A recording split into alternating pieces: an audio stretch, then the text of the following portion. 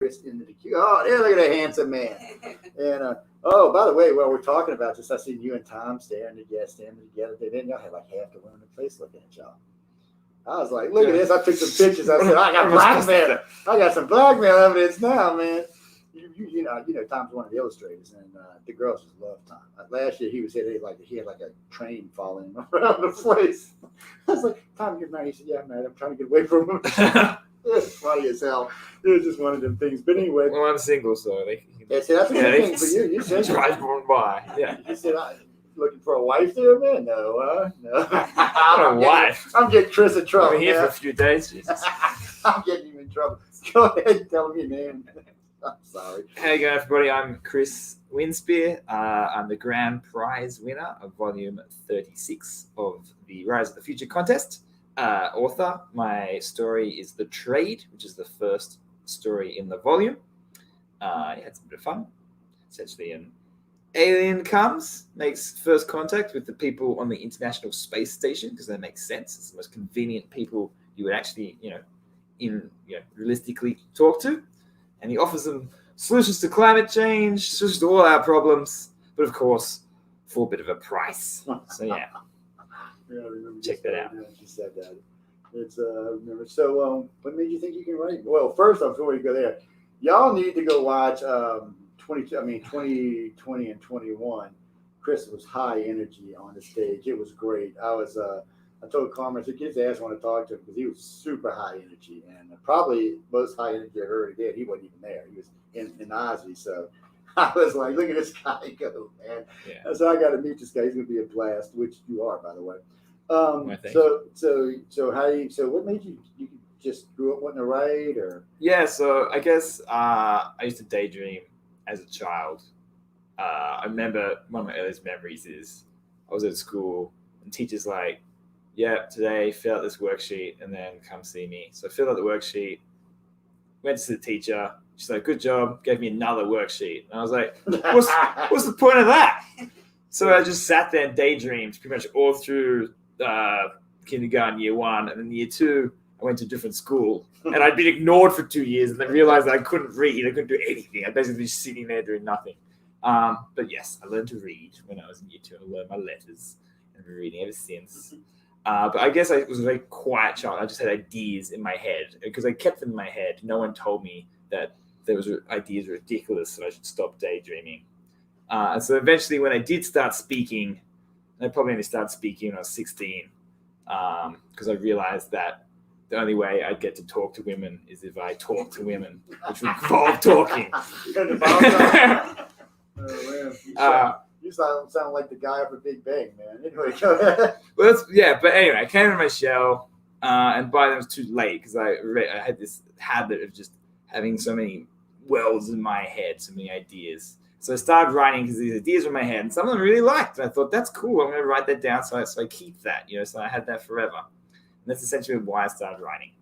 And then after, I wrote one book when I actually started when I was 15 writing and handwritten on paper. It took me years. And then when I was about 20, I looked at it. I was like, I'm going to fix this. I'm going to publish this. So I did everything wrong. I tried to fix it by making it longer. It's supposed to be like a short kind of World War III starts, Tom Clancy action thing. Ends up just being this sprawling mess. It's 200,000. It's like 3 books in one. It's just a mess of stuff. And it was terrible. And I sent it out. And it was so bad, I got a personalized rejection letter because it was so bad. He felt obliged to take some time out of his day to tell me it was really, really bad. But the craziness came, and within 6 months, all this writing thing is a lot of work. It's not going to pay off. It's a bit silly. But within 6 months, I had no idea. I couldn't help myself. I was writing the next book. And then eventually I thought, I might as well get good at this. So I ended up doing a master's back at home, master's of creative writing. Our masters aren't quite as prestigious as your masters over here in the States, really. You can get someone like Brad Sanson to teach you, but they're still pretty cool. Masters most good. Yeah, it's still pretty cool. It has a very literary air, though, I would say. Like some of the people I did the masters with don't have a huge throughput because they're so used to two things. They're used to being perfectionist, doing like a few stories a year. The second thing is they were used to, at the end of it, getting like, well done, you got a credit, you got distinction. When in reality, when you finish a story, you tend to get 18 times. Thanks for submitting, but what you just submitted is not quite right for our current needs, blah, blah. So because of that, they have, I guess, the writing experience before they did the Masters, they're not as productive. But fortunately, I had a bit of experience before I got there. And it made me, I guess, a lot tighter with my prose. And I started writing short stories because I'd only done novels at that point. And one of the short stories ended up in the anthology. So there's my little life story there. Yes, and it was weird for me last year when I started saying, why do we have two big winners? What the hell? And then I forgot because it was 36 and 37. Yeah. And then you come up on stage. I was like, who is this guy, man? It was just too much. Yeah. And but it was great because I don't know if you could see the reaction of the audience. But it was great. I mean, I don't know if they even can see it. You might go back and look. I'm not sure if you can see it, but it was a great reaction. I mean, it really was. Everybody was like, you see everybody's face. They're like, who the hell is this guy? and it kind of, I think it kind of made some of the other top winners a little, because I noticed they were looking at him like, wow, maybe that's why he won. I was like, yeah, well, I don't know if that's why he won or not, but it intimidated him, I think, a little bit. But the one was that she was a policewoman, so I don't think that anything intimidated her. But it was interesting. She wrote a thing on psychic cops. That's cool. Yeah, I've seen a couple of stories along those lines, but it's a kind of a strange thing that they actually did. And then I'm hooking her up with Amelia Passano, who finds missing children and missing babies as a psychic. Good psychic cops, as opposed to like thought police psychic cops. Yeah, well, I don't know. I haven't actually read her, so I don't want to say.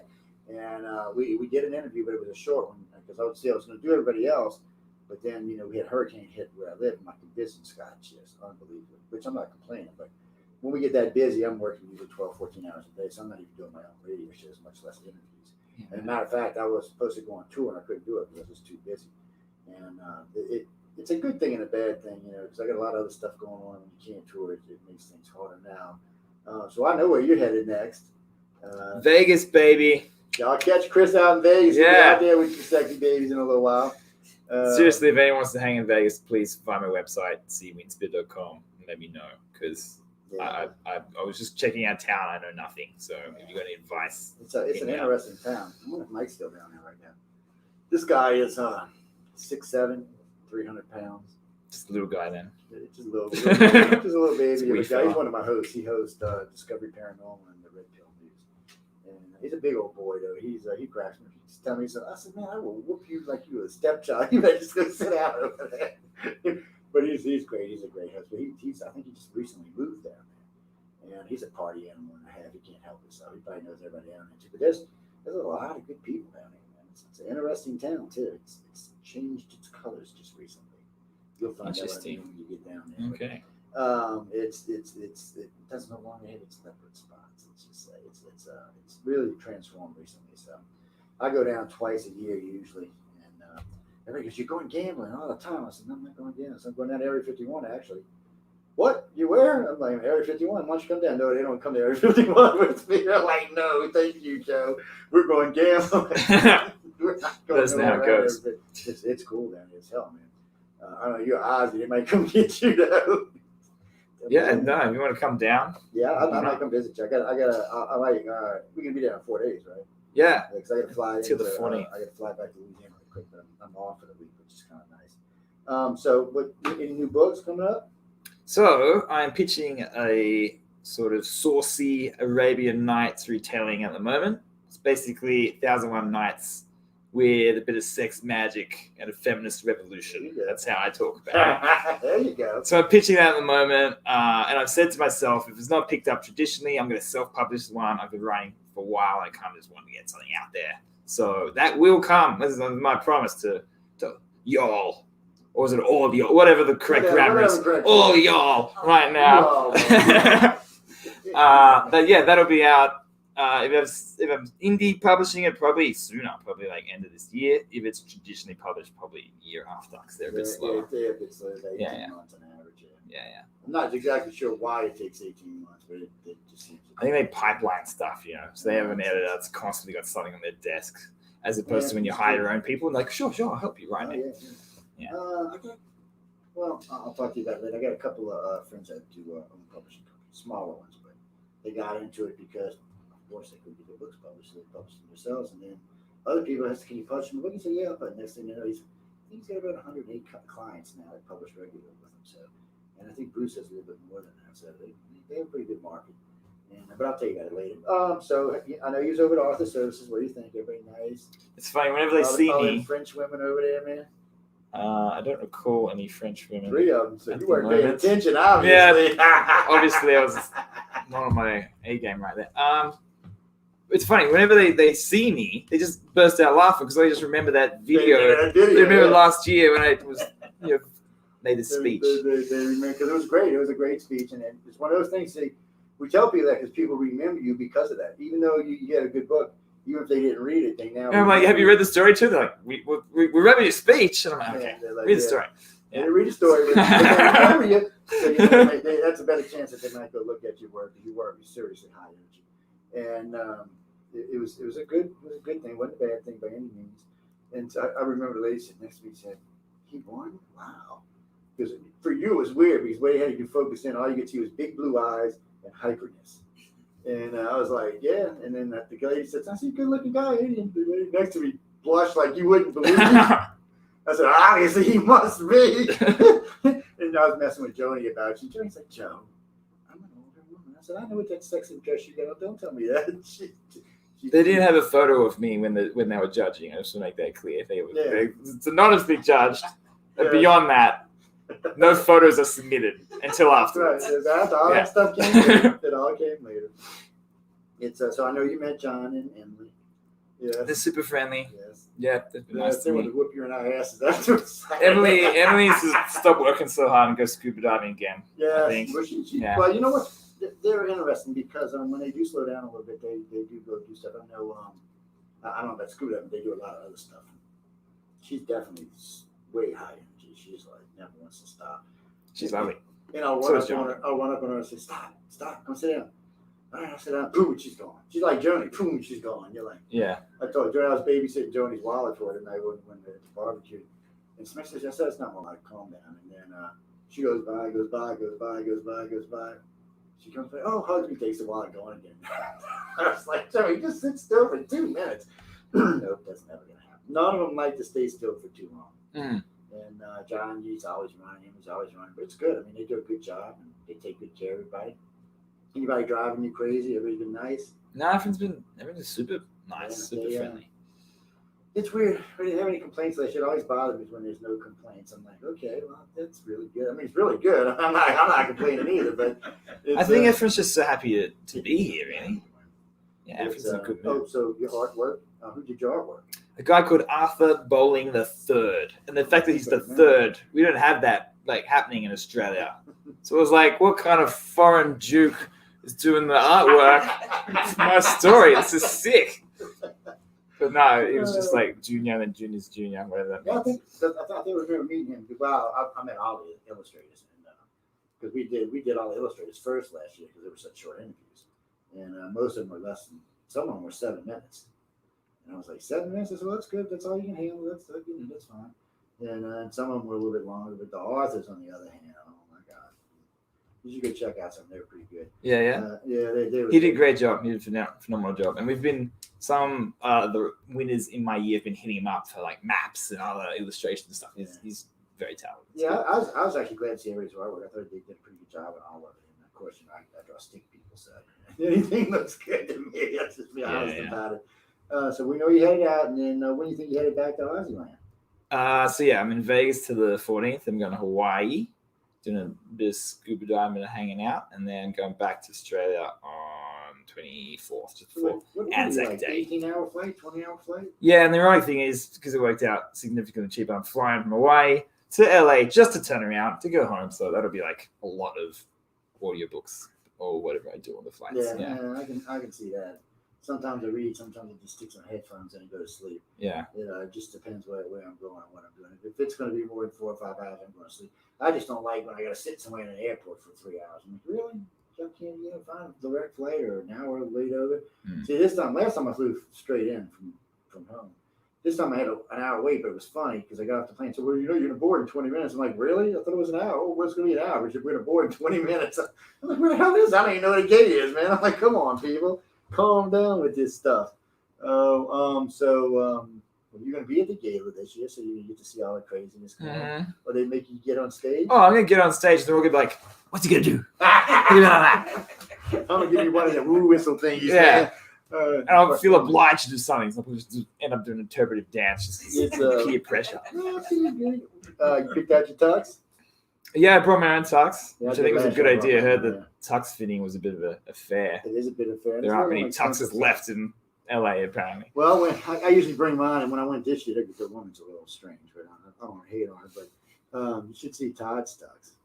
You're gonna love Todd's tux. Let me put it this way: there were some great tuxes last year. I mean, I was in a custom black, normal tux. It was funny when I went over there to go see her. I was gonna get a whole tux, and she's like, "Well, you don't need a tux." She said, "You got a nice vest on, nice pants on, beautiful shirt, beautiful tie." So she took my tie from me, tie and said, "Just wear that. Here's a jacket." I'm like, "Okay, that works for me. I'm not gonna argue with you about it."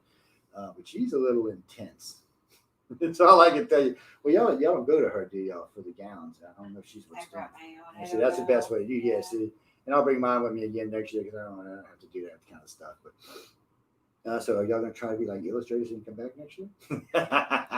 Yeah, my Photoshop's not that good. They use Photoshop to paint, basically. They're just painting on a computer. Oh, quick question. I forgot to ask them, but we had a lot of people last year. A lot of authors, a lot of illustrators told me they wanted to write children's books. Any Go for it. aspiration? You gonna try? Can you write a children's book? No, I mean, you can't write one. No, you can't write I tend to write very adult fiction at the moment, so it'd be a bit of a that's cream a good thing.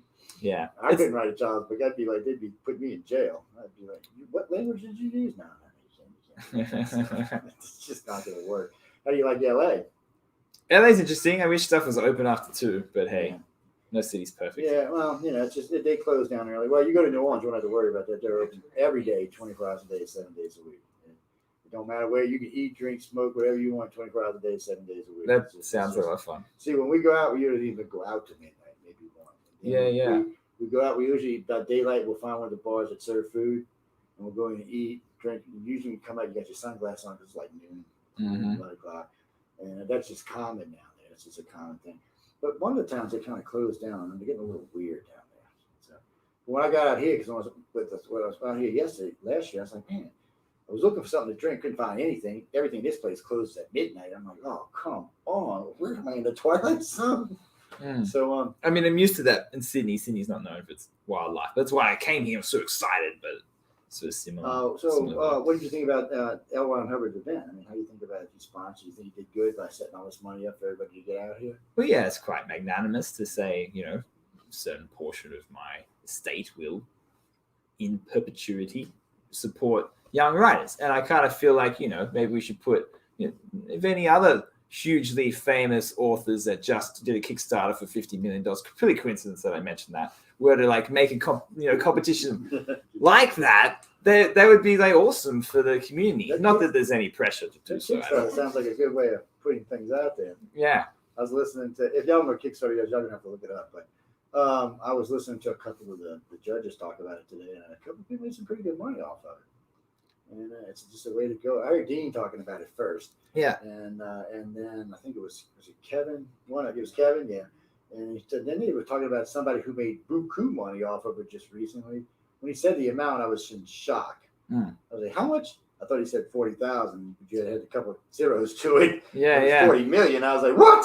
How did you? Whoa! I said, tell me what this is again. I'm gonna get involved in this, man. And Brandon's actual judge of this contest too. Yeah, it's it was just you got to be like just at all when you make that kind of money just off the blue like that. But hey, if y'all can do it, more power to you. I want to see all y'all make money. Then y'all write lots of books and hire people, drive you around. So just remember this old guy here. That's all I'm saying. Any part where make sure you give me your address. I mean your email one more time or your website. Yeah. So basically, if you need to hit me up, go to cwinspear.com. Winspear is just win, as in winning in Las Vegas, and spear, as in hunt the kangaroo. He's got one of the with a easier spear. He's got one of the easier names. Yeah. Last year there was some seriously crazy names. Last year I was like, wait, what's your name again? I had to stop him a couple of times. So any aspirations immediately, like this week, next week? Next few weeks I'm traveling. Just vacationing, huh? Yeah, pitching my novel. That's a big one, I guess. And then I think I'm going to write some short stories again. I've been really inspired by this because I guess I was too perfectionist. I was doing so many edits of short stories. I wasn't having fun anymore. So this has kind of taught me to enjoy it again. Because realistically, you don't actually change it much each edit, particularly after the first few edits. So just do a couple edits, boom, send it in, move on. I'm not editing crap. I'm sending it something. Look, as it is, I use spell check as it is, man. So if somebody I forgot which judge asked me. He said, "You're gonna get it." I said, "Yeah, I'm gonna call one of y'all." He said, "Well," I said, "I get to cheat. I know all of you. I'm calling one of y'all." I said, "I'll send it to Emily first, and if it's worth a crap, she'll send it to one of y'all." Did you ever take the Writers of the Future course? I mean, have you been on their website? I had checked it out after we won, because then encouraged us all to have a look at it. Yeah, take a look at the site. Yeah, there's I encourage, if you want to check it out, there's some great bits by Orson Scott Card and Tim Powers, which are definitely worth checking out. Also, there's a great section about endings. Just like let your story very naturally fall into the ending that it will inevitably fall into. Don't wrangle your story anyway. Just let it kind of glide down and land. And I found that really, really helpful, because a lot of people freak out about it. Just boom. Well, I can imagine it's gonna be stressful, right? See, for me, it's kind of like a stress relief now that I actually started writing something. But I was laughing at they would give me trouble about it all day. You tell stories all the time. Just like at the pub, you would just naturally tell a story. All you have to do, actually, you could just put on like a voice recorder there. Yeah, throw I it think that's into what I'm gonna start doing. Dragon. We go out. We go a lot of different places, and I travel a lot. And when I'm lecturing, that's all they want to hear, stuff like that. They just it's when they found out I'm special forces. Oh, what did you do in special forces? I'm like, no, you don't need to know that. And what did you do in carry? Oh, you don't need to know that either. And it just goes on. But there's a lot of fun stuff we've been in over the years. The one I was talking about right now is just called Contact in the Bar. So, but it's technically it's not. It's nonfiction. It's going to be written as fiction, but technically it's not. Yeah. There's a thing they call creative nonfiction, which is writing a nonfiction event in a creative style. It's not going to get around here because it's going to end up being way too many words. So. It's coming out to about 5,000 words a day, and it's 11 days to write about. So it's a little bit over the limit here. No, there's no. Yeah, I mean, the contest limit's something like 15. 17,000 words. Yeah, this will be way over their limit, but in reality, like. But I was talking with Todd about a different story. I was talking about Todd about a different story today that might actually work. And he said, "Well, you plan on submitting?" I said, "I'll submit. I don't plan on winning." And then I told him, even if I do win, to give it to somebody else, to slot to somebody else. I'm gonna be out here every year anyway, So I'm like, no, just if y'all thought it was good enough to win, just say, "Yeah, thanks, Joe, you won," and then go ahead and pick somebody else. But they won't do that because it's anonymously judged, and by the time it gets there, when it gets back, they'll know. Trust me, they'll know. They'll know. You don't have to worry about it. They know me well enough that they'll know it was me. And that's what Todd was saying. He said, "Yeah." He said, "I know how you'll write it. We'll definitely know it was you." So, but I don't want to take anything away from people like y'all. I don't have a decent life, decent career. I'm only looking more to write because one of the other organizations I work for has just like research like this that I just want to get published out there and put it out there, and then that'll work for me. And if I was maybe 20 years younger, I might want to go on tour with it. But I'm touring anyway, and I got 86 tours to do so far this year. I'm probably going to do close to 100 radio shows. So I'll stay busy. It's nice for me. And it's like I just said, I'm being coast to coast for three different coasts. So, which by the way, all of y'all will get mentioned. Cool. So just be looking for it. And as long as we have your permission, I will put y'all on the list and give it to the editor or the publisher over there and say, "Hey, look, you got some good people." And she'll come by and look at these and say, "Hey, yeah," and she'll go ahead and probably bring you on. Because I don't know how long they might do, an hour, they might do 3 hours. Usually what they'll do is they'll bring you on for an hour, and after they get to know you, they may bring you on for long. And if you got a good book out there, they'll bring you. They'll let you do a 4-hour show. 4 hours sounds like a long time, but for them it actually comes out to about 2.5 hours of time. They got a lot of commercials, but they do Q&A at the end, so which I love. I love to take questions. To me, it's one of my favorite things to do. But anyway, let me get y'all out of here so y'all can go get some meat. It's what time? It's not that late, is it tonight? Oh my God, we're gonna get done at 10:30. Did I say that on there? Any parting words? All good. Yeah. If you need anything, if you like to know more, just reach out. See Winspear.com. I want to go visit in Australia. I'll get down there. Yeah, and if any of you are Australian and you're like, you're a writer or you just feel like it's a little cold because in Australia there isn't quite the noise there is over here. Oh, I bet. Yeah, but you're not alone. There's plenty of actually Australians as well who write this stuff. So just come find us, and definitely if you're eligible, enter the contest because it's an amazing experience. Yes, definitely. Again, I'm gonna say this for I don't know how many times this is now. If you don't submit, you can't win. Submit, and don't just submit one time. If for some reason you get a rejection, submit again. Like I said earlier, there's at least 2 contestants, one with 38 submissions, one with 40. And it's not 40 years, people. You can submit 4 times a year. So it's still a few years when you add it like that. But like Luke did a good job, but he submitted 14. So there's quite a few. Y'all are weird. This year's been a weird year because there's been a lot of first and second a year winners here. Yeah. And last year there was only 2. The year before that, I think there was only 3. So it's kind of odd. It just tells me that people are paying attention and learning more. So I think that's great. But I know we're gonna get out of here, ladies and gentlemen. Don't forget, come see me on Coast to Coast on Tuesday. I will be with Clara and them on Saturday, so y'all can come check me out there. That's also going to be a video feed, and we will be talking about why should you not talk to an alien. No, good night, everybody. I'll see y'all soon.